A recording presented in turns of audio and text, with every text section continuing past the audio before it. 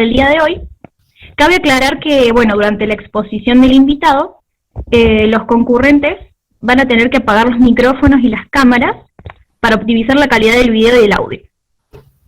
Al concluir la charla se van a otorgar más o menos 15 minutos. ¿Qué te parece a vos, Wilson? 15 minutos para preguntas. Sí, está muy bien. Bueno, para preguntas que puedan tener o vayan surgiendo, ¿sí? Ustedes las van a escribir en el chat y yo las voy a ir leyendo para que Wilson las responda. En esta ocasión, la Juventud Latinoamericana de Geocientistas tiene el agrado de presentar al bachiller en Ingeniería Geológica, Wilson Humberto López Abanto, que impartirá para nosotros la ponencia de formación progresiva o polifásica.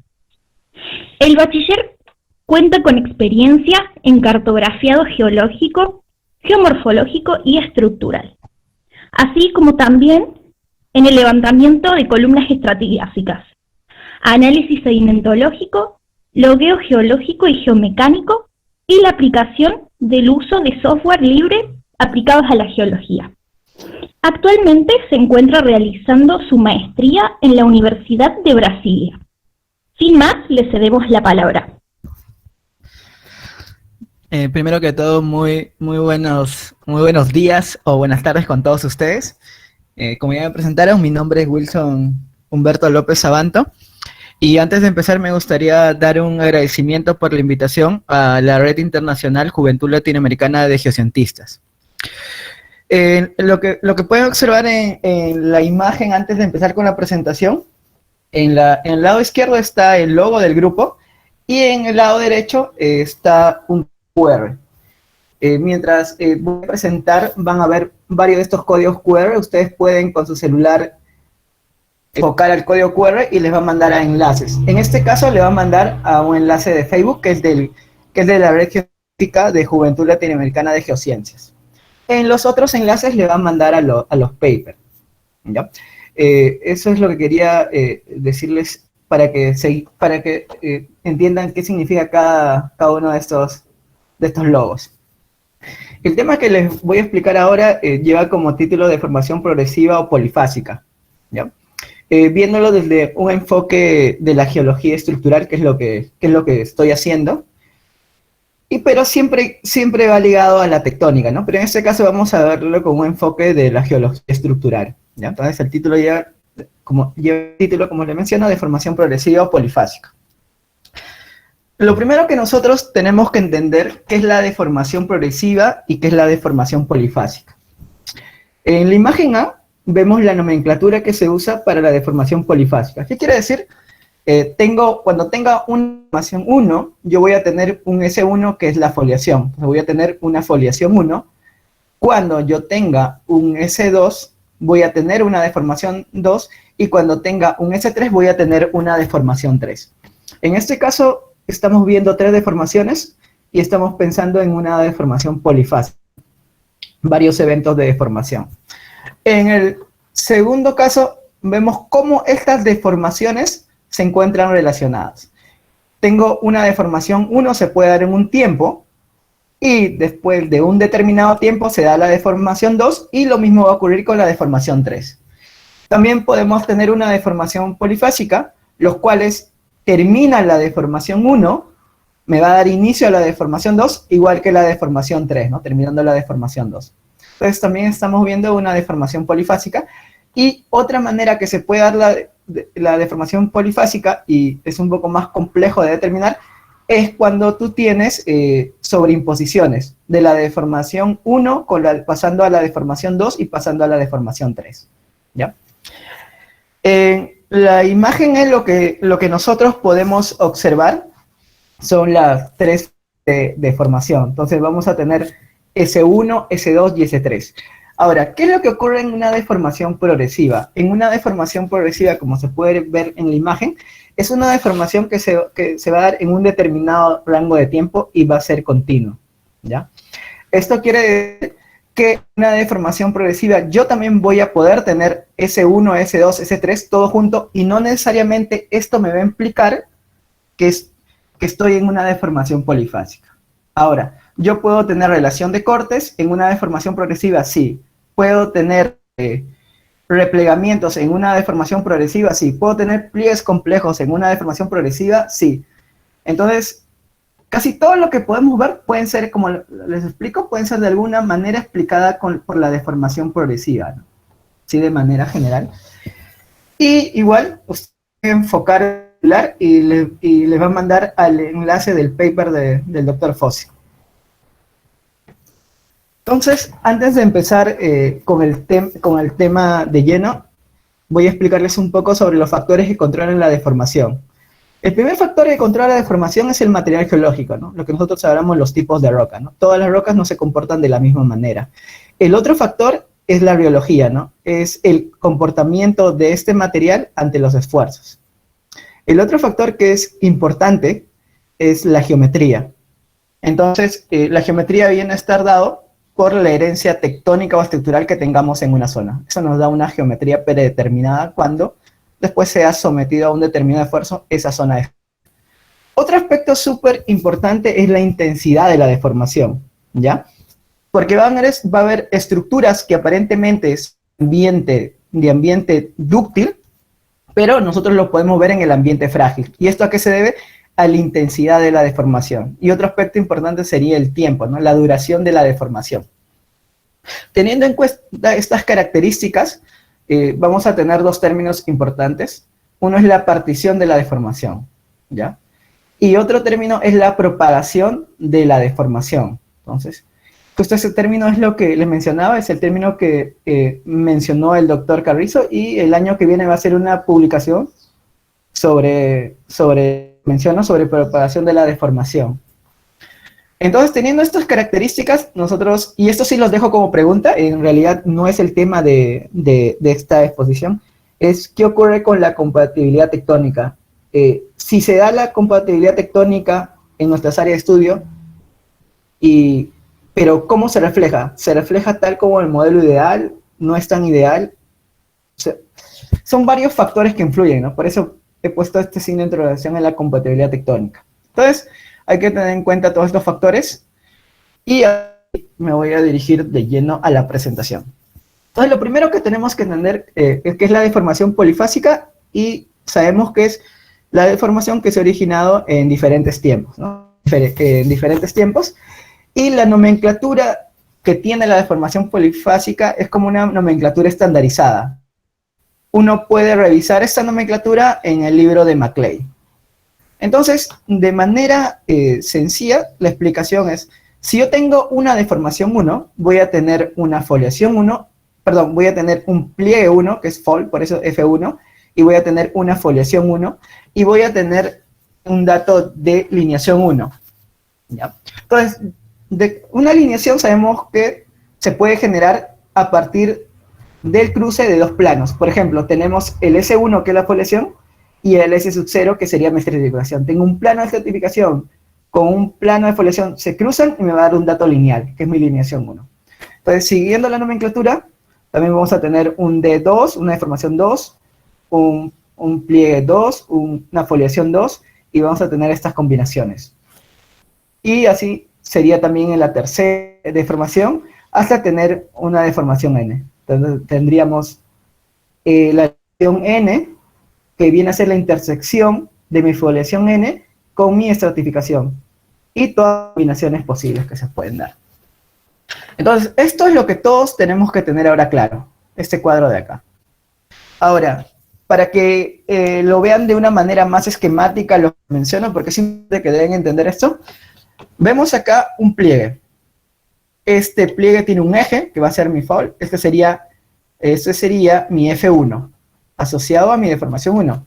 Ahora, ¿cuál sería el plano de foliación? El S1 sería el de acá, que es casi paralelo a mi F1. Entonces, ya tenemos F1 y S1. Ahora, ¿cómo se determina el L1? El L1, como les mencioné, es la intersección entre la foliación y mi estratificación. La estratificación se denota como S sub 0. Y cuando se interseca con este S1, que es la foliación, me va a generar esta alineación, 1. Entonces, así es como se genera una alineación. Esta imagen que les presento es de un curso que realicé en la Universidad Cerro Pasco, y también fue en la localidad de Cerro Pasco. Y lo que podemos ver es, en realidad, hay que tener en cuenta que esto de acá es una observación puntual, ya que no se realizaron estaciones estructurales, y interpretamos como dos eventos de deformación, ¿no? En este caso. Por ahí con eso podemos explicar las estructuras, las microestructuras que estamos observando en este afloramiento.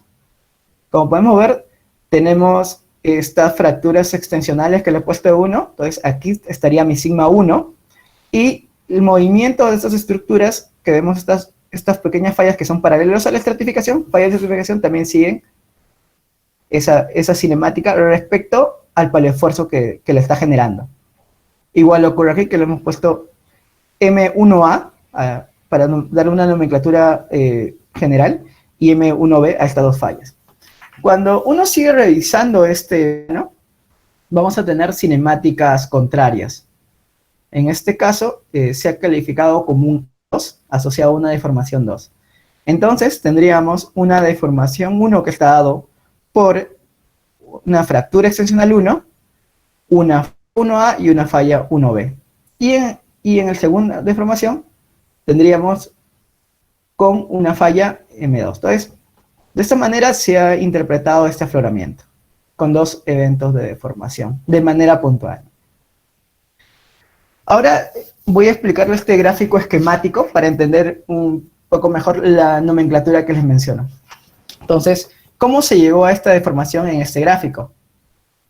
Como observamos, primero voy a tener la formación de estos pliegues, ¿no? Para yo generar estos pliegues, voy a tener un F1, ¿no? Entonces tengo una deformación 1 con un F1, ¿no? Que son los ejes de mi pliegue. Ahora, vemos que estos pliegues están replegados. Si están replegados, y acá está, voy a tener un F2 y un M2, que serían las fallas que se han originado junto al D2. Entonces, acá se ve claro, ¿no? Este de aquí sería el pliegue asociado a mi F1 y estos pliegues de replegamiento sería a mi F2. Ahora, disculpen, era aquí. Entonces, ahora les quiero mostrar estas fracturas extensionales, ¿no? Que es el emplazamiento de diques. Entonces, color azul, estos diques están cortando a todas las estructuras, por lo tanto, estas fracturas extensionales en que se han emplazado los diques van a corresponder a 3. Entonces tendría una deformación 3. Por último, se logra ver estos otros diques de posición que también está cortando a todo lo anterior. Entonces, tendríamos un D4. Recapitulando, la deformación 1 sale por estos pliegues principales, la deformación 2 sale por las fallas y estos replegamientos al pliegue principal, que sería un F2 y un M2, y el D3 sale por estas fracturas tensionales que tienen este relleno, que lo han pintado de color azul, que sería un E3, y el D4 es, por último, con estas estructuras que están cortando a todo el bloque, entonces sería un E4. Entonces tendríamos eventos de deformación. Ahora les quiero explicar ya con un paper, algo ya aplicado en campo, porque lo que estamos viendo era esquemático. Les recomiendo que revisen este paper, si desean también igual pueden enfocar con celular y le va a mandar automáticamente al PDF. En este caso está el PDF es libre. Como ven es un paper exactamente de formación polifásica y les voy a explicar qué es lo que se ve en la imagen. Tenemos esta foto que tiene una orientación, pero lo interesante es que logramos ver este pliegue de acá, este pliegue de mayor escala. Este pliegue de mayor escala, su eje va a ser mi S1. Entonces estoy pensando en una deformación 1, recordemos la nomenclatura. Ahora logramos ver estos replegamientos. Si yo logro ver estos replegamientos, estoy viendo mi eje de mi S2 asociado a mi deformación 2. Estamos viendo dos deformaciones. Y ahora este S0, como les mencioné, viene a ser la estratificación, ¿no? Estratificación, vienen a ser los estratos que conforman este pliegue. Ahora vamos a ver esta imagen de aquí. Igual, vemos estos pliegues de acá, estos principales que vendrían a ser, sería el S1. Si es S1, sabemos que es mi deformación 1, y acá se logra ver, así como en la imagen esquemática, el replegamiento. Por lo tanto, tendría un S2. ¿Ya? Y algunas fallas asociadas, ¿no?, a estos eventos. Entonces, estamos viendo de una manera esquemática y teórica, ahora estamos viendo en el paper, ¿no? Cómo se logra ver. Y el de acá es súper interesante, ¿no? Porque logramos ver el S2, que sabemos es el replegamiento de mi pliegue principal, se podría decir, en este paper, y lo que observamos es este S sub 0 y S sub 1. Ahora, ¿qué significa esto? Siempre se menciona que en geología estructural nosotros tenemos que ver en 3D, ¿no? Entonces es un poco complicado, y en mi caso yo utilizo bastante las proyecciones estereográficas. En este caso estamos viendo un corte en el cual esta línea punteada, ¿qué significa? Si tengo S sub 0 y S sub 1, estamos hablando del dato lineal 1, que está asociado a mi deformación 1. ¿Qué quiere decir? Que esta línea punteada es la intersección de mi plano de foliación 1 con mi estratificación. Entonces también estamos viendo mi dato lineal. Y en este caso igual. Tenemos aquí el S2 asociado al pliegue que está plegando al pliegue principal, que es el S1. Y tenemos igual esa intersección, que sería S sub 0 entre S sub 1. Es el dato lineal 1, que quiere decir es el cruce entre la estratificación y la foliación, ¿no? Ahí está también la escala. Y aquí está el modelo esquemático de lo que se ha visto en campo. Entonces, como podemos observar, este sería mi pliegue, el pliegue principal, que sería mi deformación 1, y estos ejes serían mi foliación 1, y asociado a mi F1, ¿no? Y estos replegamientos que les mencionaba es asociado a mi, acá no está, no lo han colocado, solo han colocado el 1 a mayor detalle, y acá estaría mi S sub 0. Acá lo vamos a ver mejor, y acá se va a ver mejor. Entonces tendría acá mi S1 en la siguiente imagen, ¿no? Y estos replegamientos que se logran ver, y están compunteados, dice S2, que quiere decir que esto de aquí va a ser mi deformación 2, ¿no? Asociado a estos ejes de replegamiento de este pliegue principal, ¿no?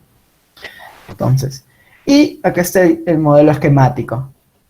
Se ve acá este pliegue principal que viene a ser mi pliegue, mi S1, voy a tener un S1 que es asociado a mi deformación 1, acá voy a tener mi S2 asociado a mi deformación 2, y acá en este lado, en esta vista, como le mencioné, estamos viendo el L1 asociado también a mi deformación 1, que sería la intersección entre mi estratificación y mi foliación, ¿no? Que se logra ver de esta manera, ¿no? Una vista aparente, ¿no? Es un corte. Y lo que logramos observar aquí son fallas que están cortando toda la secuencia. En este caso lo han colocado S3. Viendo la nomenclatura, en realidad no se debería llevar S3, pero se puede colocar, ¿no? Para seguir la nomenclatura. Yo le he puesto M3, como los demás, para asociarlo a las fallas. Entonces acá tenemos 3 eventos de deformación. Entonces, como hemos visto, la deformación polifásica ya tiene una nomenclatura establecida, ¿no? Se trata con F1, F2, F3, Fn, S1, S2, S3, Sn. También tenemos lineación 1, 2, 3, hasta el n. Entonces, de esa manera es como nosotros trabajamos en campo cuando pensamos en una deformación polifásica o encontramos una deformación polifásica en nuestra área de estudio. Ahora les quiero mostrar este gráfico del paper de Fossen y cuál es la importancia de la geometría, ¿no? Le he puesto geometría, de la geometría inicial, ¿no? Justo lo que les mencionaba, ¿no? Cuando les hablé de factores que controlan la deformación. Uno puede tener estas 3 geometrías en su misma zona de estudio. Ahora, ¿qué es lo que puede pasar? Si yo estoy haciendo campo aquí, yo voy a asumir que aquí tengo un F1 y un S1. Pero cuando siga cartografiando mi zona de estudio, yo no voy a pensar que esto va a ser S1 y F1, ¿no? Porque tiene otra posición geométrica. Lo común que uno puede pensar que esto sería un basculamiento que ha podido ocurrir por una deformación, entonces uno diría que tendría un F2 y un S2. Y en este caso, igual, ¿no? Si sigo cartografiando, yo pensaría que tengo un F3 y un S3. Pero en realidad la deformación, como pueden ver, es la misma, no ha cambiado. Lo que ha cambiado es la geometría de las estructuras. Posiblemente por una herencia estructural, podría ser también por lo que les mencioné, partición de la deformación, porque tienes diferentes materiales geológicos y cada material se va a comportar de diferente manera, porque sabemos que Las areniscas, por ejemplo, y los granitos son rocas competentes, y si pensamos en lutitas, son rocas incompetentes. Las areniscas y los granitos se van a comportar de manera frágil y las lutitas de manera dúctil. Entonces vas a tener formas geométricas diferentes cuando uno genere una deformación. Entonces, como pueden ver, tenemos 3 formas diferentes y les expliqué que podemos pensar que son 3 eventos diferentes, pero en realidad es el mismo evento, pero tenemos 3 zonas con diferente geometría, ¿no? En nuestra zona de estudio. En este caso, pliegues. Ahora, ya voy a empezar a explicar deformación progresiva. Este de acá es el modelo de cizalla simple. Este es del paper de Waldron, que también lo pueden obtener, solo tienen que enfocar acá el logo. ¿Y cuál es lo interesante de este paper? Si tú, por ejemplo, estás en una zona de deformación progresiva y tienes un cizañamiento simple, lo que vas a tener y siempre vas a pensar, y que es lo común, es que vas a tener rotación de estructuras, ¿ya? Ahora, ¿qué conlleva tener esta rotación de estructuras? Conlleva a que tú, imaginemos que nosotros estamos haciendo la metodología de dígitos rectos o pivot axis para determinar paleoesfuerzo. Lo que nosotros revisamos en ese caso son mi dato de mi plano, rumbo de buzamiento y el valor de la estría y la cinemática. Eso de ahí lo procesamos en algún software, puede ser Folking, WinTensor, Tectonic CDP, y me va a determinar un paleoesfuerzo. El asunto es que si yo estoy en una zona, yo voy a tener aparentemente 3 paleoesfuerzos. Y uno puede pensar que en realidad estamos en una deformación polifásica. Pero lo que ocurre, los esfuerzos que estamos determinando van a ser paleoesfuerzos aparentes. ¿Por qué? Porque como ven, hemos tenido rotación de las estructuras. Si tú rotas la estructura, el paleoesfuerzo que determinamos van a ser aparentes. Entonces hay que tener bastante cuidado cuando uno trabaja con esa metodología, ¿no? Porque podemos tener rotación de estructuras. ¿Qué podría ser que se dice que es lo más común en la naturaleza, ¿no? Que tengas una deformación por cizañamiento simple. ¿Qué quiere decir? Que tu deformación va a ser diagonal a tu zona de cizalla. Cuando ustedes escuchan una deformación por cizallamiento simple, es que tu deformación es diagonal a la zona de cizalla. Cuando es ortogonal, estamos hablando de un cizallamiento puro, ¿ya? Entonces, eso hay que tener en cuenta. Vas a tener rotación de estructuras, también vas a tener, como pueden ver, relación de cortes, ¿no? Vas a tener relación de cortes, y esto no quiere decir que porque tenga relación de cortes estén asociados a diferentes eventos de deformación, o a una deformación polifásica. Entonces, este gráfico es súper interesante. Y acá lo pueden ver también en el mismo paper, de manera esquemática, cómo las estructuras se están rotando. Entonces, eso hay que tener bastante cuidado. Otro aspecto importante es que hay que recordar que no es un plano de falla, ¿no? Sino es una superficie de falla. Y esto se aplica para cualquier estructura plana. Nosotros, cuando hablamos en geología estructural, mencionamos estructuras planares, ¿no? Y uno piensa realmente que es un plano. En realidad, la palabra correcta en sí no es decir un plano, sino sería una superficie de la estructura que estamos analizando, ¿no? Pero en general se le dicen datos planares. ¿Por qué? Porque esta terminología se utiliza cuando uno trabaja con proyección estereográfica. En proyección estereográfica tú trabajas con datos planares y lineales, pero esto no quiere decir que tus estructuras realmente tengan una superficie de un plano así ideal, ¿no? No que sean planas, sino que son superficies que pueden ser irregulares, ¿no? Es decir, una superficie, ¿no? Como tal. Y en este caso, ¿qué es lo que ocurre? Que si tú estás igual trabajando con la metodología que les mencioné, con estrías y con su cinemática, uno puede pensar que estas de aquí se originaron en una deformación y esta en otra deformación. ¿Por qué? Porque si uno procesa datos, te van a salir paleoesfuerzos diferentes, ¿ya? Como pueden ver, todos sabemos por la escala, tiene 20 centímetros, que esto se ha originado por un solo evento de deformación y todas las estrías están asociadas en sí. Pero el problema ocurre cuando uno, por ejemplo, hace cartografiados, que pueden decir no regionales, sino semirregionales, y tienes estructuras que delimitan tu zona de estudio, y tú empiezas a hacer estaciones estructurales, ¿no? Y como tienes estas variaciones, uno puede pensar que está asociado a diferentes eventos de deformación, y no es así. Simplemente que como es una superficie, tus estrías van a variar. Eso también ténganlo muy en cuenta. De ahí lo que también les quería mencionar, pensando ahora todo lo que tiene que ver con deformación progresiva, es sobre las fracturas extensionales o vetías en echelón. Cuando yo tengo estas fracturas extensionales se forman paralelos al sigma 1. Eso ya todos lo sabemos. Pero cuando la deformación continúa, estoy en una deformación progresiva, lo que yo hago es aumento presión y temperatura. Por lo tanto, estas fracturas se van a empezar a plegar, a tener esta forma sigmoides. Entonces, cuando yo estoy en campo y encuentro estas estructuras sigmoides, yo ya estoy pensando que posiblemente estoy en una deformación progresiva. Si esto, por ejemplo, fuera cuarzo, yo para lograr que este cuarzo se vuelva un sigmoide, la deformación tiene que pasar los 350 grados, ¿ya? A diferencia que si fuera calcita. Entonces, también dependiendo del tipo de mineral que yo tenga, yo voy a saber en cuánto ha sido la temperatura de la deformación y por ende también podría determinar a qué la presión también de la deformación, ¿no?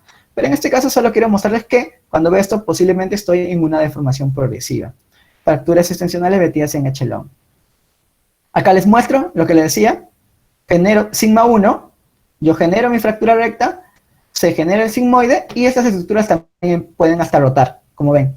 Tenía esta posición, ya han rotado. Y se generan nuevas fracturas, ¿no? Pueden haber hasta 3 generaciones de fracturas extensionales, ¿no? En este caso son los opuestos y se ve todo el proceso, ¿no? Cómo se empieza a volver un sigmoide, o sea, a tener ya un plegamiento esta fractura extensional hasta generar otra fractura extensional, ¿no? En este caso también les quiero recordar es que si ustedes ven, ustedes saben que se determina el sigma 1 porque es paralelo a la fractura extensional. Pero si uno está en esta fractura, la que estoy mostrando ahorita, el paleoesfuerzo que uno logra determinar en realidad no es el verdadero paleoesfuerzo, es un falso paleoesfuerzo. ¿Por qué? Porque esta estructura está rotada. El que sí te indica que el paleoesfuerzo es esta fractura extensional de color morado. Entonces hay que tener bastante cuidado cuando uno logre ver fracturas extensionales en forma de sigmoides, ¿ya? En esta forma de sigmoides, tipo una S. Otra estructura que quería mostrarles son las fábricas tipo S y C, que también son importantes y lo deben conocer cuando nosotros empecemos a analizar por deformación progresiva. La estructura S viene a ser la foliación, ¿no? La foliación.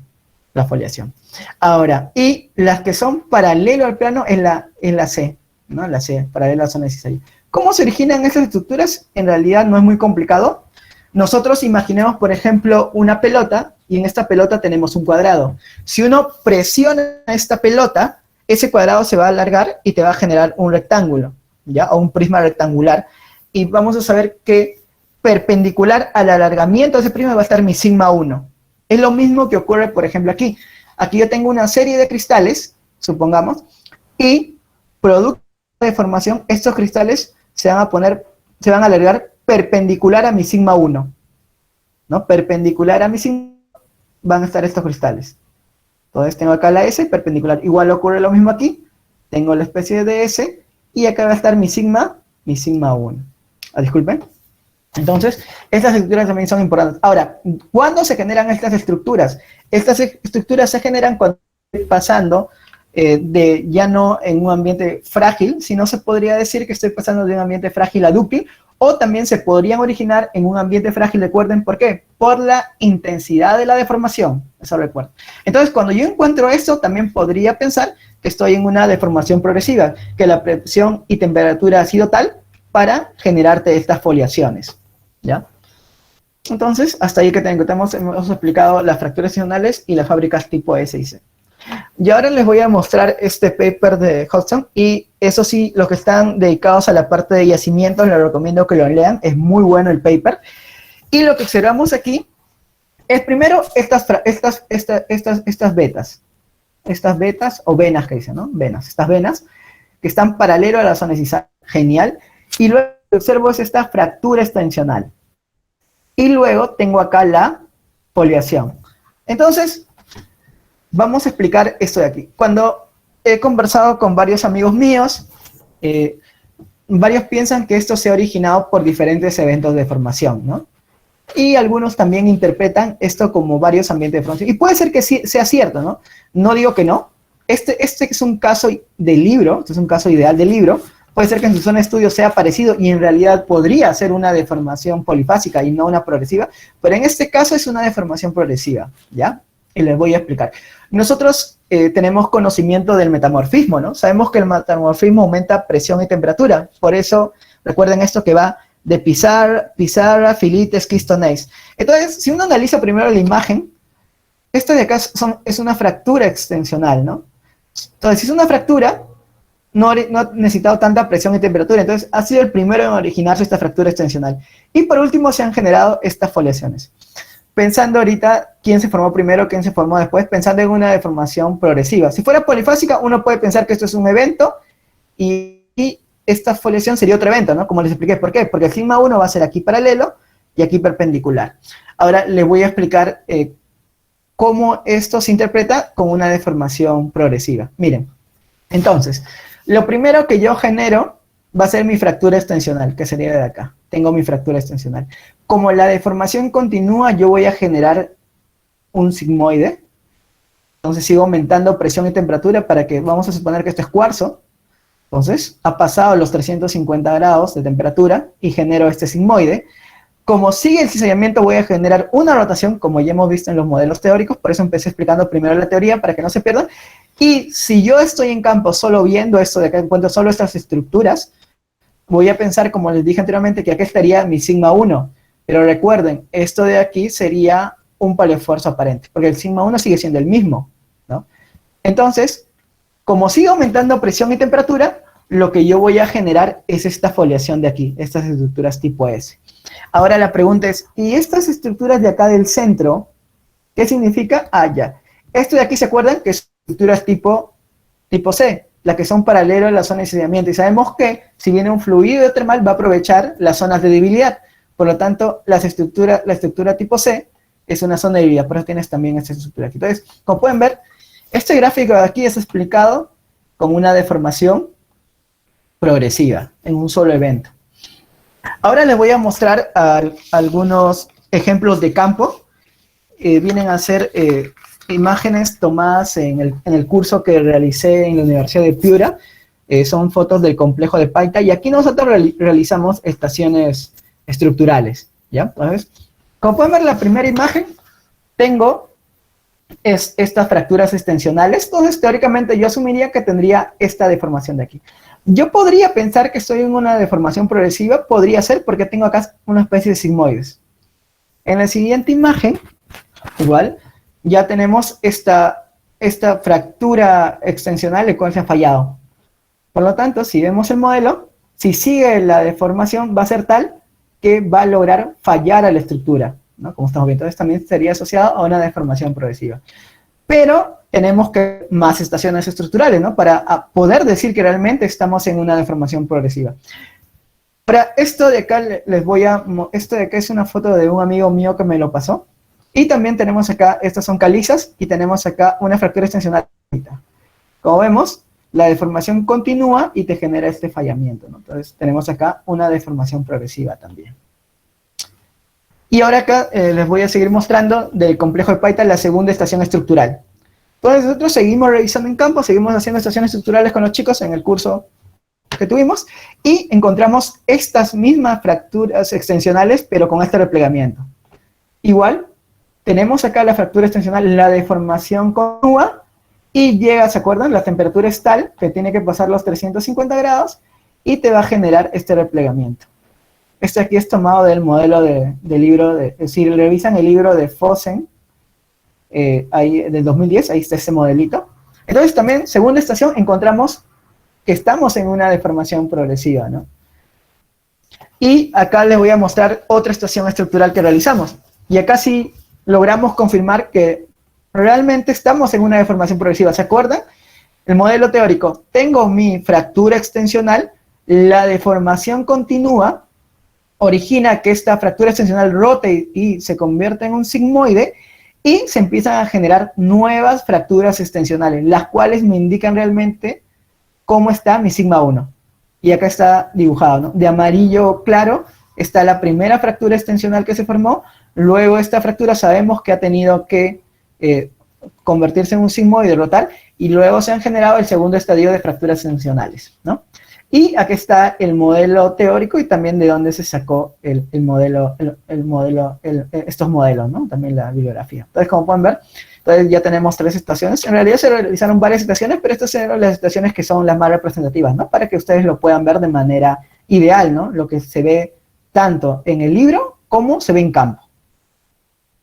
Ahora, esto de aquí sí lo vimos muy interesante, esta estructura, y voy a explicarles cómo nosotros lo hemos interpretado, también con una deformación progresiva, y ahí está el modelo de Huddleston 1989. ¿Qué quiere decir?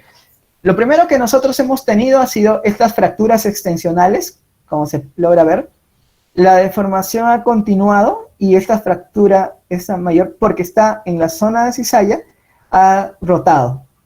Una vez que ha rotado esta estructura, en realidad eso también ha rotado, pero la rotación ha sido mínima también, ha seguido la deformación hasta llegar a fallar a las estructuras extensionales.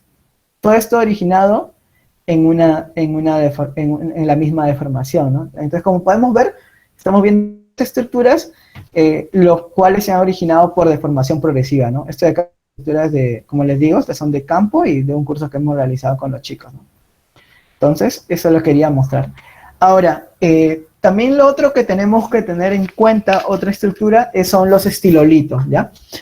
Estos estilolitos se pueden originar por tectonismo o por sobrecarga, ¿no? Ese es el dilema, ¿no? ¿Cuándo se origina por tectonismo? ¿Cuándo se origina por sobrecarga, ¿no?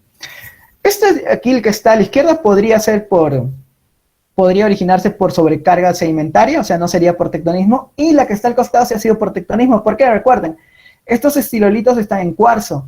Para yo generar la disolución del cuarzo tengo que pasar los 350 grados, y eso pasa el umbral cuando tienes una deformación por sobrecarga. Entonces, esta de acá son por tectonismo. Ahora, les voy a explicar deformación progresiva teniendo en cuenta los estilolitos.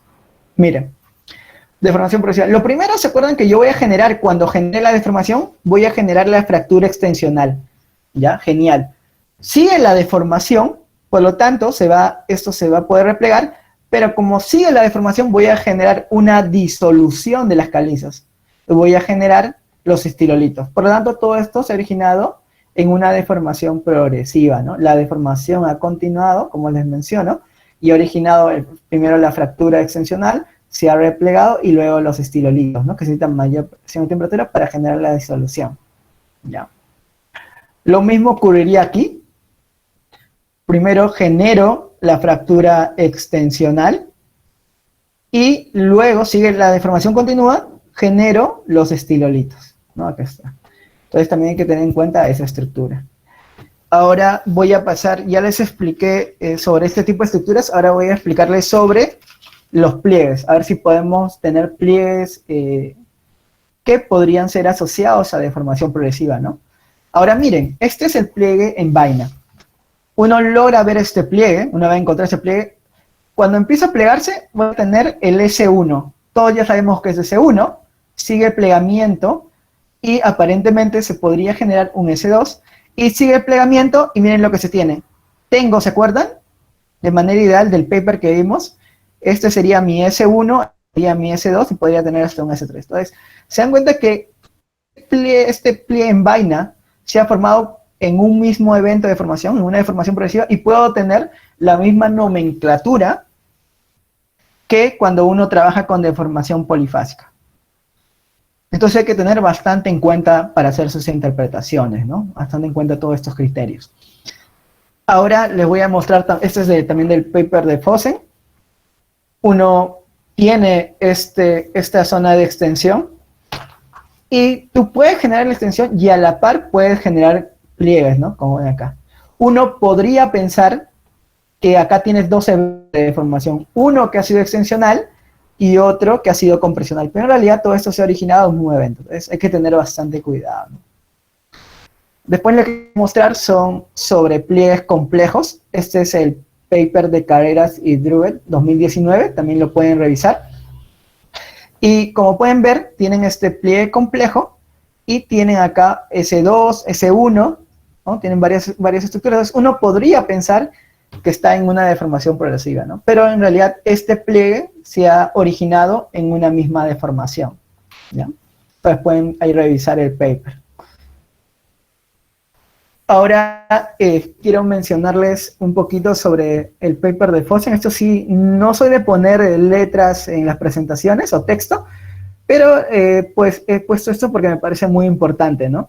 Como dice, es preferible el historial de deformación más simple posible para una región y solo debe complicarse por fases adicionales, o sea, por deformación polifásica, si así lo requiere la evidencia convincente, ¿no? Como vimos en el primer caso que habíamos en los zonas 0 Pasco habíamos puesto de manera puntual 2 deformaciones. Si la evidencia lo requiere, entonces se podría interpretar como una deformación polifásica. Se requiere una comprensión sólida de las complicaciones estructurales. Por eso le empecé a mostrar la estructura, ¿no? Les mostré cómo deben entender los estilolimos, las fábricas tipo S y C, también las fracturas extensionales, ¿no? Como pueden ocurrir, se requiere una comprensión sólida de las complicaciones estructurales que pueden ocurrir durante la deformación progresiva natural para dicha evaluación, ¿no? Las relaciones de sobreimposición se pueden formar repetidamente durante la deformación progresiva, como le mencionaba, ¿no? También relaciones de corte, entre otros. Y por sí mismo no son evidencias de deformación polifásica, ¿no? Recuerda. En general, la deformación que implica sobreimposición y relaciones estructurales complejas deben interpretarse como una mente abierta a la luz de la comprensión reciente de la deformación progresiva y con ayuda de métodos de datación, ¿no? Uno de ellos, pero yo voy a explicarle otros métodos que se pueden tomar de manera indirecta para saber si estamos en una deformación progresiva o una deformación polifásica, ¿no? Ahora voy a continuar y voy a darles un ejemplo comparativo de pliegues complejos, ¿no? En una deformación progresiva y polifásica. En este caso he puesto un modelo ideal, que es lo común que uno va a encontrar en campo. Tú tienes tu S sub 0, lo pliegas, vas a generar, ¿se acuerdan? Tu S1, que sería deformación 1.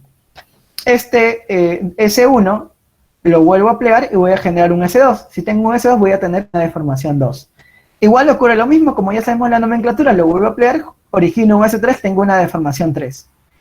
Y les quería mostrar, este es el paper que les decía, ¿no? Es el mismo paper que les mencioné. Y acá tienen, ¿no? Esto sería la formación de ese pliegue complejo. Y como pueden observar, la misma características y geometrías yo puedo tener en una deformación progresiva y también en una deformación polifásica. Entonces podríamos tener lo mismo, ¿no? Hay que tener bastante cuidado en las interpretaciones, ¿no? Ahora, lo otro que quería mostrarles sería un ejemplo comparativo entre cizallamiento simple y cizallamiento puro. Recuerden lo que les dije, el cizallamiento puro va a ser ortogonal y el simple va a ser diagonal. Este es el gráfico de Houston, voy a pasar al siguiente. Cuando uno está, este es de Rosselló, ha sido modificado de Houston. Esto de acá, lo que podemos pensar nosotros cuando estamos en ensayamiento puro, es que vamos a tener relaciones de replegamientos, ¿ya? Replegamientos y relación de cortes.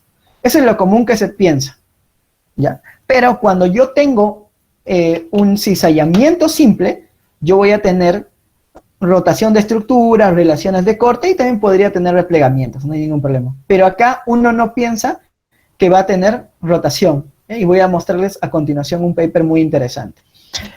Cuando logramos ver esto, acá hay un ejemplo, tenemos el cizallamiento simple, el cizallamiento puro, es del paper de Joy. Sería bueno que lo escanee. Entonces, acá empieza a explicar, ¿no? Cuando tú generas la cizalla, acá tenemos el campo. Entonces, generamos la cizalla y vamos a generar todos estos tipos.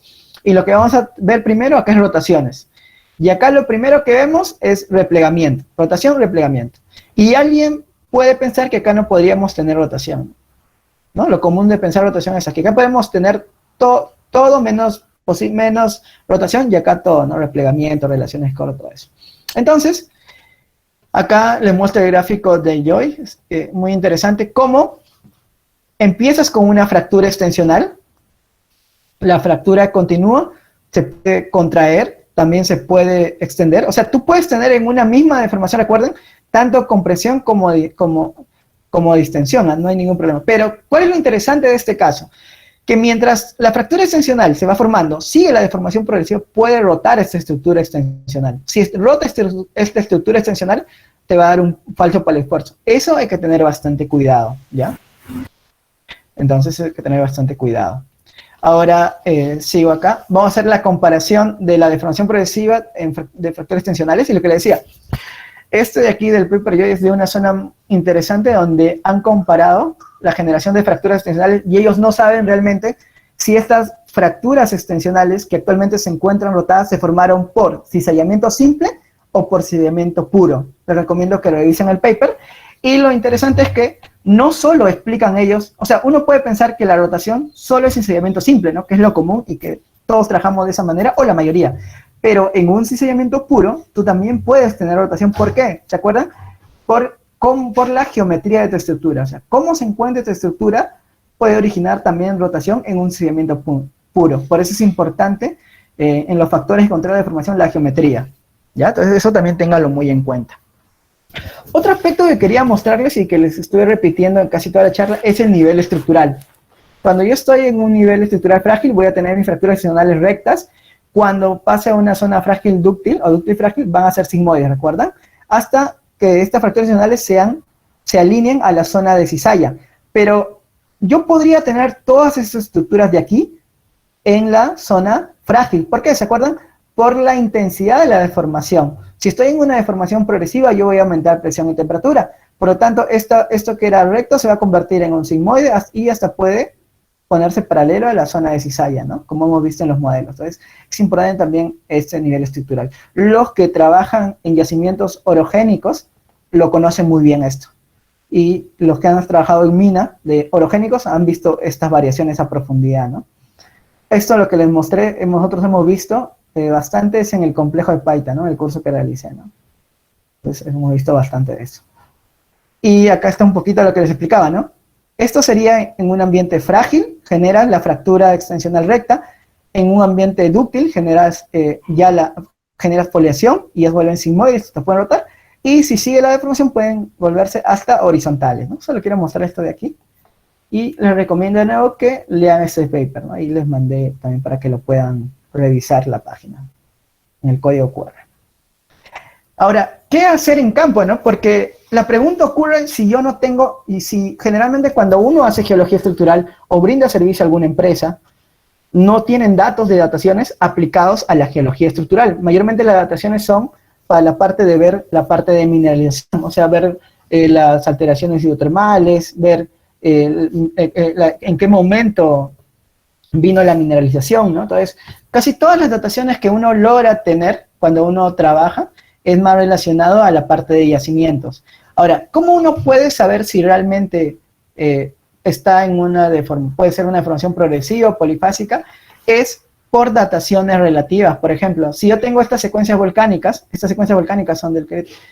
son cenozoicas y estas secuencias sedimentarias son del Cretácico. Si yo tengo estructuras que cortan por debajo de esta secuencia, sé cuándo se formaron, y tengo otras que cortan toda la secuencia, sé cuándo se formaron. Por lo tanto, estaría posiblemente en dos eventos de formación. Una que se originó en el Cretácico y otra en el Cenozoico. Entonces, es súper importante esto. O sea, la estratigrafía de tu zona de estudio es súper importante. O sea, no necesariamente alguien que te Wilson, pero no se puede hacer dataciones. Claro, no se puede hacer dataciones, pero puedes utilizar esto. Por eso, todos ustedes cuando van a salir de la universidad, generalmente para los jóvenes, es bueno que cuando vayan a campo tengan estas relaciones estratigráficas bien definidas, ¿no?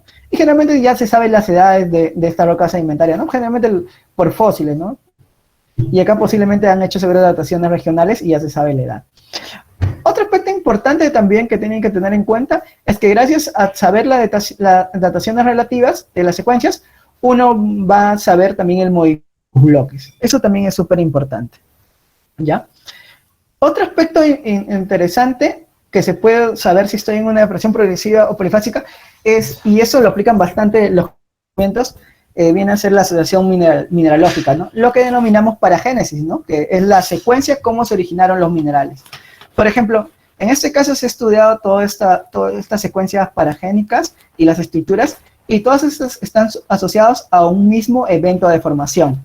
¿Y cómo se ha comprobado eso? Se ha hecho datación, y eso está asociado a un evento regional que hubo y que generó la mineralización de toda la zona de estudio donde se originó este depósito, ¿ya?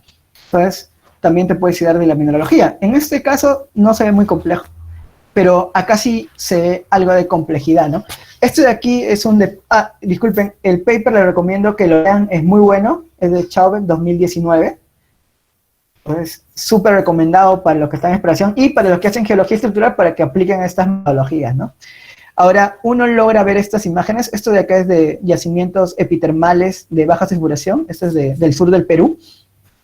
Y también con parajes se ha logrado determinar, ¿no?, cuántos eventos se ha tenido. Y, como les digo, se hizo dataciones, ¿no?, dataciones con fines de la mineralización y también se logró reconocer lo que les mencionaba, ¿no? Entonces tiene 2 eventos de deformación. Como pueden ver, acá está el sigma 1 y después el sigma 1 está en esta posición.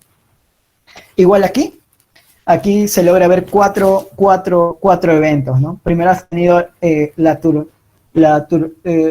turmalina, estas pátinas de acá son de turmalina, luego has tenido estas fallas, luego has tenido estas brechas, y por último la mineración, que son las brechas de casiterita, ¿no? Entonces, con una buena descripción mineralógica, ustedes también pueden determinar, ¿no?, si están en una deformación como la de acá, que es progresiva, o una deformación polifásica. Entonces, es importante la mineralogía. Ahora, ¿cómo se trabaja? Como les he mostrado en las fotos de campo, lo que se tiene que hacer son estaciones estructurales. Uno hace varias estaciones estructurales y va anotando de manera objetiva lo que va encontrando, y cuando encuentra las estructuras que les mencionaba, uno pone en su libreta que posiblemente puede estar en una deformación progresiva, ¿no? Entonces voy anotando. Entonces, para después hacer las interpretaciones en gabinete. Ahora, también les quería mostrar este paper del doctor Carrizo. Como justo mencionaba antes de empezar con la conferencia, tuve la oportunidad de estar en su curso y explicó algo súper interesante, y estoy seguro que le va a hablar de mucho a los que hacen geología estructural y tienen data geoquímica, ¿no? Ahora, ¿qué hacer en gabinete? Le puse. Entonces, si uno está trabajando en una mina, que generalmente va a tener esos datos, uno puede tener, en este caso ha sido aplicado en el pórfido de los bronces, es un tajo abierto, por lo tanto estamos hablando nosotros de barrenos de perforación, y es un muestreo, se puede decir, diario que se hace, y en sí lo que hizo el doctor Carrizo en el paper es toda la geoquímica de arsénico, generó gráfico de isovalores del arsénico. ¿Cuál es el criterio que tuvieron? Primero, ellos han hecho, lo que sabemos acá son inclusiones fluidas, ¿ya? Para ver cómo se han ido originando estos elementos. Y nosotros sabemos que el arsénico se genera, es el último en generarse, ¿no? Es el último que se genera. Entonces, como se genera último, va a aprovechar todas las estructuras que ya se han formado, ¿no? Todas las estructuras.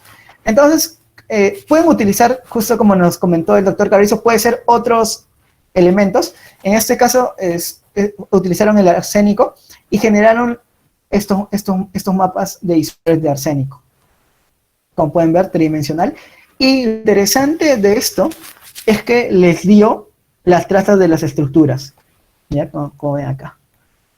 Y ¿qué lograron con esto? Con esto lograron, uno, continuidad de las estructuras y también relaciones de corte, que no necesariamente podría ser una deformación polifásica, ¿no? Se tienen que hacer ya estudios, imagino que también ellos han hecho estudios a detalle, ¿no? Estaciones estructurales en todo el Tajo, ¿no? Entonces, eso también sería una herramienta importante, ¿no? Utilizar estos elementos que se forman de manera tardía, y como se cuenta con una base grande de datos del muestreo que se hace en los tajos, podríamos nosotros determinar continuidad de estructuras, pues sabemos que no vamos a encontrar de manera ideal todo esto descubierto, ¿no? Siempre hay cobertura y todo eso. Entonces vamos a poder determinar, uno es la continuidad de las estructuras y otro relaciones de corte, ¿no? Que nos puede valer para mejorar nuestra interpretación. Entonces, y les quería dejar estas imágenes, ya son las últimas presentaciones sobre la compatibilidad tectónica, ¿no? Entonces, uno ve primero les muestro hasta acá. Este es el modelo de Riedel, modificado de Rosselló, y acá se ve toda la configuración del modelo de Riedel. Y justo pongo una falla inversa y una falla normal. Según este modelo de Riedel, sabemos que las fallas inversas son perpendiculares al sigma 1 y las fallas normales son son perpendiculares al sigma 3. Por lo tanto, si yo logro ver esto en campo, pensaría que no hay una compatibilidad tectónica. Acá está el modelo a detalle. Sigma 1, para el sigma 1, ¿se acuerdan? Está la fractura extensional que les explicaba. perpendicular, como estoy presionando, voy a tener los pliegues, voy a tener los estilolitos, voy a tener las foliaciones, fallas inversas, y paralelo al sigma 1 y perpendicular al sigma 3 voy a tener mis fallas normales, ¿no? Todo eso. Ahora, ¿cómo puedo originar esto de acá? Igual por geometría heredada, ¿no? Tengo este plano de falla, también este plano de falla, y genero esta deformación, ¿no? En este caso me genera una falla normal y en este caso una falla inversa, ¿no? Entonces las dos se han originado por la misma deformación, ¿no? A pesar que aparentemente no se logre ver una compatibilidad tectónica, aparentemente, ¿no? Solo los trazos, ¿no? Ahora, como parte final les quería mostrar los papers. Como ya saben, lo pueden ustedes enfocar a los códigos QR y tenerlos a la mano, pero acá están, ¿no? Para los que no puedan hacer eso, este es el paper de Fossen del 2019. Este de aquí es que he hablado bastante. Este de aquí, el paper de Carreras, que es sobre pliegues complejos en deformación progresiva. Este paper de aquí de Joyt, 2020. Un paper súper interesante, les recomiendo que revisen. Lo que le mencionaba, ¿no? Que podía tener rotaciones en un cizallamiento puro, ¿no? Pero igual tienen las dos teorías, ¿no? Cualquiera de los dos podría haber generado lo que se está estudiando en este caso, cizallamiento puro o cizallamiento simple. Este paper que les hablé de las rotaciones al inicio, ¿no? de las fallas por cizallamiento simple, el paper de Waldron. Esto sí se lo recomiendo a todos, y en especial a los que están dedicados a la parte de yacimiento, pero estoy seguro que para todos les va a servir, ¿no? Las relaciones de mineralógicas que justo conversábamos, ¿no? Si no se cuenta con dataciones. El de Chauvet, 2019, y este paper sí es muy bueno. En realidad hay varios, pero este sí, yo sí se lo recomiendo, el de Godson. Respecto a libros, también hay un montón de libros, en realidad hay para escoger todo tipo de libros, pero yo les recomiendo estos dos libros que me parecen muy buenos, el de acá de Maclay, y lo interesante de Maclay es que tiene un capítulo de deformación polifásica. Entonces, ustedes pueden revisar Maclay si tienen alguna duda de deformación polifásica, y el libro Estructura Geológica de Håkon Fossen, que también es muy bueno, y Håkon Fossen tiene varios papers sobre deformación progresiva. Entonces, pueden revisar estos libros, en realidad hay muchos más, ¿no? Y les quería dejar dos mensajes, pensando ya para los que están egresados, estudiantes. Hay que tener en cuenta que la verdad no es la verdad, ¿no? En realidad en geología a veces las cosas son relativas, pero va a depender de cuántos datos tenemos y de tener un ¿no? Que es lo importante. Entonces, y lo otro es que, y esta frase es interesante porque también está en el paper de Fossen, el paper que les mencioné, ¿no? Que menciona la navaja Khan, y me gustó. Y también les digo, si leen el paper también van a leer la misma frase. La explicación más simple es la más probable. Eso sí, espero. Hay que recordar que no es necesariamente la verdadera, ¿no? Entonces hay que tener en cuenta siempre esto, ¿no? Esto lo dice por la deformación progresiva, porque generalmente, como él recomienda, que primero es pensar mejor en una deformación progresiva y luego una deformación polifásica, ¿no? Por eso la explicación más simple es la más probable. Pero hay que recordar que no es necesariamente la verdadera. De ahí tengo que dar unos agradecimientos, y quiero agradecer a la doctora Ana Ibis, quien revisó la presentación, me dio consejos, y muchas gracias por ella. Es una doctora especialista en geología estructural y microtectónica. Entonces, ahí hemos estado conversando sobre el tema. Y de nuevo agradecerles a usted, a la Red Geocientífica, por la invitación a esta exposición. Y si ustedes enfocan a este loguito de aquí, también, y de mi parte están también cordialmente invitados para la siguiente conferencia que va a ser la Red Juventud Latinoamericana de Geocientistas, que es sobre análisis tectónico estructural del antearco chileno, ¿no? Que lo va a realizar Pablo González. Estoy seguro que va a ser una muy buena conferencia. Ustedes lo enfocan en su celular y ya lo van a revisar esa conferencia. Y la imagen que les muestro es cuando apenas salí de la universidad. Tuve la oportunidad de trabajar en una consultora que se dedicaba a hacer full geología estructural, ¿no? Y ahí yo acabé en diciembre del 2015.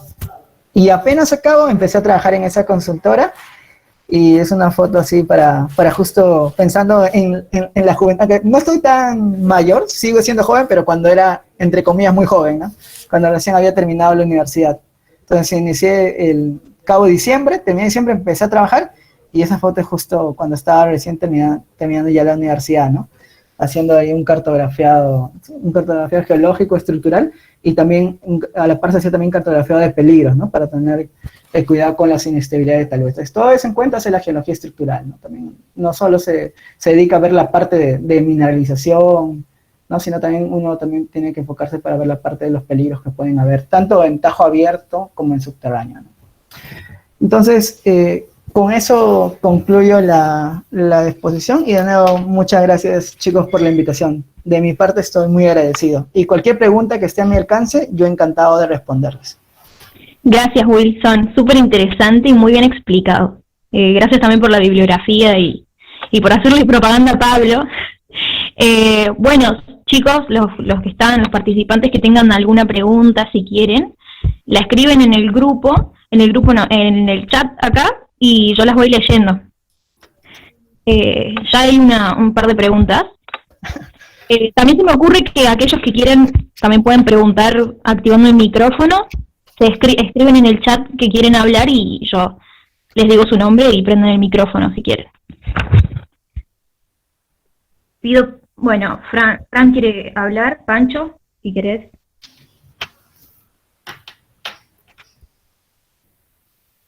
Bueno, arrancamos con las preguntas. Felipe Reynoso escribe: Wilson, excelente charla, bien completa. Me llamó mucho la atención el artículo del doctor Carrizo. ¿Sabés si esa metodología se puede extrapolar a otros tipos de depósitos en otras áreas, o ese caso de estudio se ajustó de manera extraordinaria a esa área en particular y no existen otros casos de ejemplo? Saludos desde Chile. No, primero, Felipe es un buen amigo mío, también le mando muchos saludos. Y justo fueron preguntas que surgieron en el curso que llevamos con el doctor Carrizo, ¿no? En realidad, esto se puede aplicar a diferentes tipos de depósitos minerales. Y lo interesante es que uno tiene que saber cuáles han sido los elementos, o Panfinder en este caso que se utilizó, porque es en el porfio de los bronces, que se han originado, se puede decir, al último, ¿no? O sea, han sido los últimos en originarse, los cuales van a aprovechar todas las estructuras. Ahora, según mi criterio, ya de manera personal, este trabajo fue realizado en un tajo abierto, ¿ya? ¿Y por qué yo creo que es recomendable realizar en un tajo abierto, según mi opinión? Porque lo bueno es que cuando tú estás trabajando en un tajo abierto, si logran ver mi foto, se ven dos máquinas que están haciendo, dos máquinas de barrena haciendo perforación, y lo que hacen realmente es hacer un muestreo diario. Por lo tanto, esto es lo que se hace todos los días. Entonces, si todos los días tú tienes datos de geoquímica, sea un depósito epitermal, tajo abierto, sea un depósito, por ejemplo, escar tajo abierto, o otro tipo de depósito, tú vas a tener, primero, una malla regular, como pueden ver acá. La malla es regular. Segundo, vas a tener una cantidad de datos extraordinario. Justo lo que Felipe me preguntaba, porque se ve demasiado ideal. ¿Por qué? Porque esas máquinas hacen un enmallado ideal, o sea, una cuadrícula idealizada. Y como es diario ese muestreo que se hace, vas a tener primero una data bien representada y vas a tener también en cantidad de data, estadísticamente, bastante data. Entonces, lo que yo creo de manera personal es que se puede aplicar para cualquier tipo de depósito, como dijo el doctor Carrizo, y en especial para depósitos que sean tipo tajo abierto, por el enmallado, vuelvo a repetir, que se genera, como pueden ver, de manera y la cantidad de información geoquímica que tú vas a obtener. Ahora, esta información uno puede pensar que es de la gente del área de geología, ¿no? O del área de exploraciones, o del área de minería. En realidad, esta información viene a ser del área de metalurgia, porque sabemos que el arsénico en realidad es un contaminante que tienen que controlar los metalurgistas. Entonces, como pueden ver, la data, ustedes pueden utilizar no solo la data que utiliza un área para hacer como herramienta para la parte de la geología estructural, sino pueden utilizar de otras áreas, que en este caso se utilizó esa información que lo tenía el área de geometalurgia, ¿no? Pues sabemos que el arsénico es un contaminante, pero podrían ser otros elementos que puede ser de interés para el área de exploraciones tipo Greenfield en el Tajo, o el área de geología, que sabemos que son los últimos en formarse, Entonces, se puede utilizar esa información y sabemos también que esa información, ya les dije de nuevo, que va a ser bien representativa por todo lo que he mencionado. Y como el doctor Carrizo mencionó que también lo había aplicado en otros tipos de depósitos y los resultados también habían sido espectaculares. Y como le menciono, no solo es arsénico, ¿no? Sino puede ser cualquier otro elemento que se ha originado al final del estadio hidrotermal. Espero haber contestado mi pregunta, Felipe, y de nuevo, muchas gracias. Bueno, continuamos con las preguntas. Jessica Alexandra Ocayomona pregunta. Bueno, dice, excelente ponencia, ingeniero. Mi pregunta es la siguiente. ¿Qué cambios microestructurales podríamos encontrar en los minerales de las rocas afectadas por las deformaciones? Saludos desde Perú. Muchas gracias, Jessica, es una excelente pregunta. Lo mismo que les he mostrado, les he empezado a explicar sobre las estructuras al inicio, igual vas a encontrar también estructuras similares. O sea, tú puedes encontrar al microscopio las estructuras tipo C y S, que son muy bonitas. También lo encuentras bastante en las milonitas, ¿no? Que se hacen para estudios microestructurales. Otras estructuras son los fidoclastos, que también te van a indicar cinemática, y también vas a tener estructuras que se originan, no me acuerdo el nombre, con las micas. Y en realidad lo mismo que se logra ver en afloramientos, también lo puedes ver a microscopio. Y como la exposición no era aplicada a microtectónica, porque esa pregunta ya es para la parte de microtectónica, hay un libro muy interesante que yo lo puedo pasar de manera personal a ella o a los que quieran. Si no me equivoco, el autor es Bashir, y el libro lleva como título Microtectónica, y el libro es muy bueno, es un excelente libro. Entonces, yo les puedo pasar a organizadores, te lo puedo pasar a ti directo como desees. Ahí está mi número de celular, y está mi correo, y si no me puedes escribir también directo por Facebook, no hay ningún problema. Yo encantado de pasarte ese libro de Bashir de Microtectónica, que es muy, muy bueno. Bueno, bien, gracias, Wilson. Continuamos con la siguiente pregunta. Lisbeth Brito Mejía dice, muchas gracias, Wilson, me encantó tu charla. Una duda, ¿existe alguna forma petrológica de determinar si es progresiva o polifásica? ¿O es lo mismo que las relaciones minerales? Sí, en petrología sí es igual, es el mismo criterio, es aplicando microtectónica.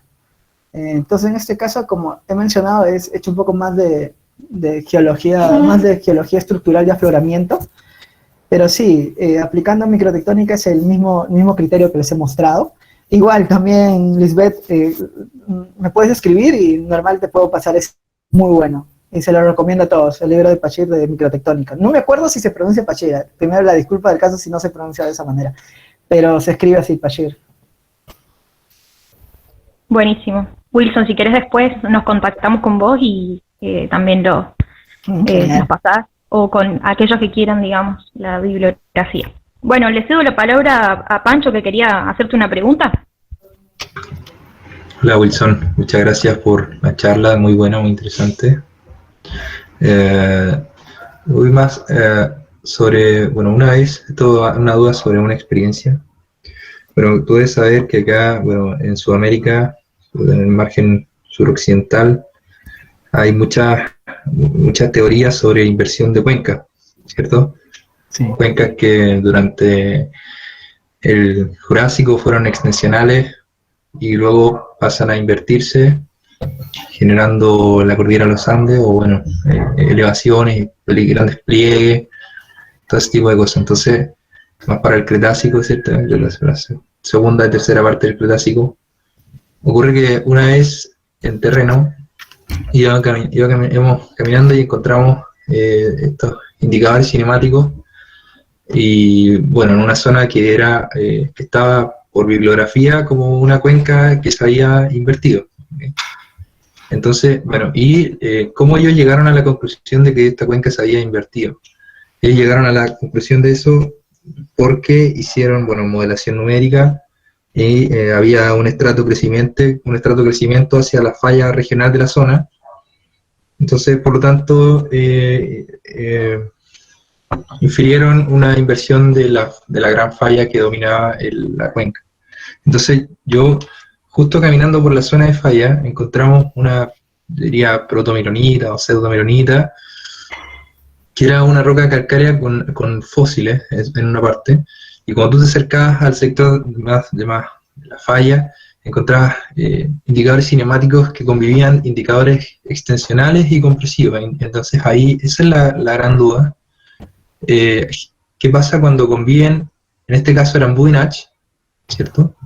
Que son, bueno, asociables a sistemas extensivos, y habían sigmoidales, que no eran tension gauge, sino que eran sigmoidales. Y bueno, ¿cómo yo podría, por ejemplo, añadir eso? Yo pienso que eso podría ser también una evidencia de la inversión, que bueno, tendría que haber estado en un gradiente de presión-temperatura más alto, ¿cierto? Entonces tiene que haberse enterrado. Y luego la inversión podría haber generado los sigmas a partir de los Boudinach. Eso es lo que yo creo, y eso podría estar a favor de la teoría, pero yo no tengo cómo saber de la teoría de la inversión de la cuenca, ¿cierto? Pero yo no tengo cómo saber cuál es la temporalidad de esos indicadores cinemáticos, ¿cierto? Si es que fue primero el sigmoidal o si es que fue primero el Boudinach. Y también la escala, ¿cuál es la escala considerable para yo poder ocupar esos indicadores cinemáticos y decir, ¿sabes qué? Esto podría avalar la teoría o podría contraponerse. Esa es mi pregunta. Genial, genial. La pregunta es muy buena. Ya, lo recomendable aquí es que se tienen que hacer estaciones estructurales en sí, y las estaciones estructurales lo tendrías que hacer de acuerdo a la escala de trabajo que tú quieras ver en las zonas. Ser una escala regional, una escala local o semi-regional. Eso es primero. Entonces, una vez que tú ya tengas definido la escala de trabajo, por lo que me estás mencionando, es una escala regional. Claro. Lo segundo que sigue es ir a campo, si ya tienen un cartografiado, imagino que ya tienen cartografiados previos, y revisar la zona. Y las estaciones estructurales no se hace de manera, algunos pueden pensar que es de manera sistemática, no. Se hace de acuerdo a las zonas que tú encuentras, como la que me mencionas, de acuerdo a zonas que tú encuentras, donde encuentres zonas muy interesantes que pueden representarte la geología estructural y de alguna manera el tonismo de tu zona de estudio. Entonces, de acuerdo a eso, tú defines tu escala y distancia. Ahora, el otro asunto es la distancia de estación estructural como estación estructural va a estar definida por tu escala de trabajo. Si es 1 en 100.000, estamos hablando que 1 centímetro vale 1 kilómetro. Entonces, tú puedes definir que cada 1 kilómetro, cada 2 kilómetros o cada 3 kilómetros en las zonas que tú has considerado importantes, hacer una estación estructural. Ahora, en una estación estructural, y tú bien lo has dicho, y eso es bueno que todos los jóvenes lo tengan en cuenta, uno, cuando hace una estación estructural, no solo para determinar para los esfuerzos, toma el plano de falla y la estría, sino uno puede determinar para los esfuerzos con Boudinach, puede determinar para los esfuerzos con estilolitos, puede determinar esfuerzos con esas fracturas sigmoidales que mencionas, puedes determinar esfuerzos con porfidoclastos, puedes determinar esfuerzos con foliaciones y con una serie de estructuras que te pueden indicar un elemento cinemático. Ahora, ¿cuál es lo interesante de hacer esto? Porque uno puede pensar que en todas las estaciones estructurales van a convivir siempre. No. Generalmente hay dos puntos que tenemos que tener en cuenta y les voy a mencionar, acá justo lo que esta diapositiva de acá. La partición de la deformación. Sabemos que tenemos los materiales geológicos pueden variar, por lo tanto vamos a tener una partición de la deformación. Y puede ser que en una zona sí se logre encontrar los dos juntos, pero en otra zona solo uno, y en otra zona, la otra deformación, como dice, en otra zona puedes reconocer hasta esa relación, hasta quién posiblemente se formó primero y se formó segundo. El otro criterio importante es la propagación de la deformación. Si tú estás cerca, si tú ya definiste qué originó la deformación y dónde se encuentra, sabes que la deformación va a variar de acuerdo a dónde tú te encuentres. Ese es otro criterio importante. Ahora te muestro con fotos de campo lo que te digo, ¿ya? Y justo este fue un curso muy bonito que hicimos con los chicos y realmente uno logra ver esta estructura, pero uno solo logra ver, y cuando diga Yacila Piura Perú, son estaciones estructurales que se han hecho solo en esa zona. Uno solo logra ver acá fracturas extensionales, genial, ¿no? Nada más. Pero mira lo que ocurre cuando uno ve otra estación. Logras ver estos de acá que están replegados, asociado también a una deformación progresiva. Si vas a otra zona, ¿qué logras ver? Ya no ves lo mismo, sino logras ver los dos estadios de fracturas extensionales. Lo que lograste ver en una estación estructural, un solo estadio, ahora logras ver, acá ves un replegado diferente, dos estadios. Ahora, voy a mostrar esto de acá. También podrías ver rotación de estructuras. Entonces, como te digo, primero tienes que definir la escala de trabajo que es regional. ¿A qué escala exactamente regional vas a trabajar? 100.000, 200.000, 250.000. Y una vez que tengas definido eso, y como ya tienes un cartografiado previo, tienes que ir a las zonas que tú me has dicho ahorita, una zona, tienes que ir a todas esas zonas de interés. Y en esas zonas, definir cada cuánta distancia va a estar tu estación estructural. Y ya sabemos que eso va a ser en función también a la escala, ¿no? Como decía, una en 100.000, un centímetro es 1 kilómetro. Tú, si quieres tener más detalles, podría ser cada 2 kilómetros hacer una estación estructural. Entonces, eso es lo que se tiene que hacer. Y yo estoy seguro que vas a poder reconocer lo que tú me dices. Vas a encontrar zonas que conviven juntas, otras que no conviven, vas a encontrar hasta relaciones de corte bien claras que no has podido encontrar en esa zona. Y lo bueno es que, como vas a tener muchas estaciones estructurales, vas a tener datos representativos de la zona y vas a tener una explicación, no tanto, se puede decir, conceptual y práctica, sino vas a tener una solución que sea con bastante dato de campo, o sea, más sustentado con lo que tú realmente estás viendo en campo. Y porque la idea es que el campo decida cuál es el modelo que nosotros vamos a generar. Eso es lo importante aquí, ¿no? Perfecto, gracias Wilson. No, gracias a ti, muy buena pregunta. Disculpa. Gracias, Wilson. Pancho, Sí. ¿tú vas a poner la siguiente? No, Pablo, Pablo, discúlpame. Ya. también está allí. Como la pregunta fue relacionada a extensión, pensé en Pablo, porque justo es el tema que voy a poner y yo también voy a estar en esa presentación sí o sí. Bueno, continuamos con las últimas dos preguntas.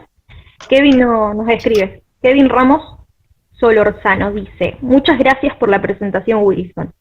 ¿Por qué algunas estructuras tienden a rotar más que otras estando bien cerca? Y justo la pregunta es interesante y podría, una explicación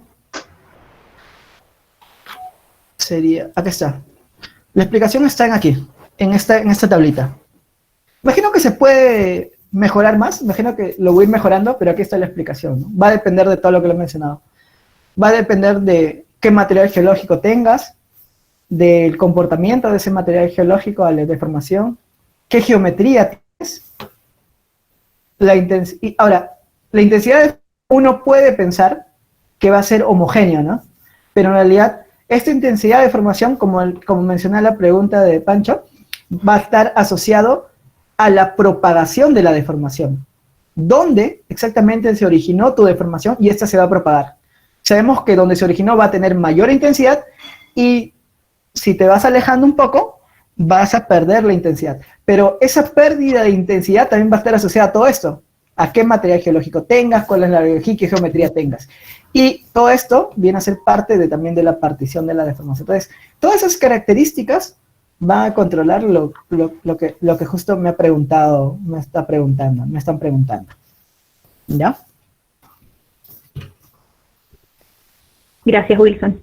Bueno, la última pregunta, que en realidad Pablo González me pidió la palabra para hacerte una pregunta. La cedo. Él es el que va a dar la próxima charla, así que seguro tiene algo interesante que preguntar. Pablito. Hola Wilson, primero que todo, felicitarte por tu exposición, estuvo muy buena, muy interesante. Creo que nos quitaste varias dudas a mucha gente que estamos metidos en este tema de la geología estructural. Y bueno, más que una pregunta, a mí me gustaría conocer tu opinión, sin adelantar el tema que voy a exponer el día sábado, pero me gustaría saber tu opinión de cómo se puede aplicar, por ejemplo, el modelo de Riegel, o todos estos análisis estructurales, cuando se tiene la dificultad para acceder a una zona o se tiene la dificultad para ir al campo? Porque tú, por ejemplo, nos hablaste de todas las evidencias dentro de, ¿no es cierto?, los sigmas, los planos, pero por ejemplo en mi caso, que es lo que expondré el día sábado, yo trabajo con batimetría y en un sector offshore donde se me es imposible ir y encontrar todas estas evidencias, ¿no es cierto?, que permite el campo. Entonces, me gustaría saber como tu opinión sobre la aplicación que tienen todos estos modelos sin tener estas evidencias como reales nosotros los podemos ver. Esa es mi pregunta. No, genial, Pablo, es una muy buena pregunta. Sí, en realidad todo lo que he mostrado es básicamente hacer trabajo en campo en sí, pero lo otro sería también extrapolar datos de zonas que se puedan dar con la zona de estudio realizando, ¿no? Y respecto a lo que me mencionas de ver en los modelos Riddle, te quiero hacer una consulta, Pablo. Cuando tú tienes la batimetría, ¿tú puedes determinar de esa batimetría igual que nosotros cuando hacemos en superficie, por ejemplo, con los DEN o otro tipo de imágenes, determinar lineamientos estructurales? ¿También puedes hacer con la batimetría o lo has estado generando? Sí, no, mira, lo que pasa es que la batimetría funciona igual que un DEM exactamente, o sea, te muestra la topografía y te permite hacer estudios ¿cómo se llama esto? De pendientes o hillshade que te permite ver, ¿no es cierto?, lineamientos o identificar lineamientos de una forma mayor, pero es necesario, ¿no es cierto?, hacer una complementación con otros estudios. En este caso serían, por ejemplo, líneas sísmicas, que te permiten ver lo que está ocurriendo en profundidad. Ahora el problema es que al realizar estos estudios, tú tienes un grado de observación súper limitado, porque la línea sísmica te ofrece una vista en 2D, y al final tú como que esas es las estructuras que realmente puedes identificar o decir, ya, estas son las estructuras reales que están, y después con la batimetría las extrapola, pero es muy difícil, y por eso te preguntaba a ti, encontrar las evidencias, por ejemplo, de la cinemática, o las evidencias que te permitan sustentar el modelo o la aplicación del modelo de Riddle que exponías tú, por ejemplo. Genial, entonces sí, lo que tendrías que hacer en sí es un mapa con los tipos de DEN que tienes, es hacer un mapa de lineamientos estructurales. Y con ese mapa podrías tener geometrías Riddle, pero igual seguiría la interrogante. Entonces, lo que he visto, por ejemplo, que han hecho las empresas petroleras aquí en Perú, por ejemplo, un caso viene a ser Savia, y también hicieron tesis al respecto, es que en la zona costera hicieron, pero de manera regional, hicieron estaciones estructurales en determinadas zonas de la costa para asociar esos datos de campo con lo que tienen en offshore, ¿no? Claro. Está muy buena la idea. Bueno, muchas gracias, Wilson, y de nuevo felicitaciones por tu charla. Estuvo muy, muy buena, interesante. No, muchas gracias, Pablo, al contrario. Gracias a ti. Bueno, dicen Anderson José, excelente presentación, ingeniero, saludos desde Colombia. Maribel Murillo dice, excelente charla. Sebastián Alarcón también, muy buena charla, súper explicativa. Bueno, para concluir entonces, nada, agradecer nuevamente a vos, Wilson, por el tiempo y la disposición en brindarnos la charla. Y bueno, a todos los que asistieron, también muchas gracias, muchas gracias. Ahora voy a dejar en el chat, para los interesados, un formulario de Google, ahí lo puse, para que se anoten, si les interesa, a nuestra próxima reunión de reclutamiento, en donde vamos a contarles cómo trabajamos, quiénes somos, nuestros objetivos. Bueno, se va a hacer el 27 de agosto, y bueno, quedan todos invitados a asistir. Muchas gracias, Wilson, muchas gracias a todos. Muchas gracias, chicos, muy agradecidos por la invitación. Si hay otra oportunidad para otra invitación, genial, pero de verdad Sí, muchas obvio, obvio. Arma algo y te contactamos de nuevo para algo más que quieras compartirnos. Yo espero que de acá a un año ya sea de maestría. Buenísimo. Pero muchas gracias. Gracias, gracias, gracias. Chicos, ¿alguno de la directiva que quiera también comentar algo? Que se me olvide. Sí, muchas gracias, Wilson. Se nota que tienes una facilidad para la docencia, hablas bien, se te entiende bien, así que podrías aprovechar eso a tu favor. Y genial, muy bueno el tema. Te agradezco porque eres la primer ponente de nuestra organización, así que te agradezco mucho. De parte de la directiva, yo creo que reflejo el pensamiento de todos, es decir que, bueno, este es un proyecto que está recién comenzando, así que te agradezco mucho tu interés por participar y por estar, ¿cierto? Por compartir tu conocimiento, que es lo importante y lo que nosotros queremos divulgar y difundir, ¿cierto? Eso. No, de nuevo, no, muchas gracias a ustedes por la invitación y también por el tiempo brindado y por sus palabras, ¿no? Que motivan a uno para seguir haciendo más conferencias, ¿no? Y compartir, como ustedes dicen, el conocimiento, ¿no? Que en realidad el conocimiento es libre y gratuito, ¿no? Que eso es lo que yo pienso, ¿no?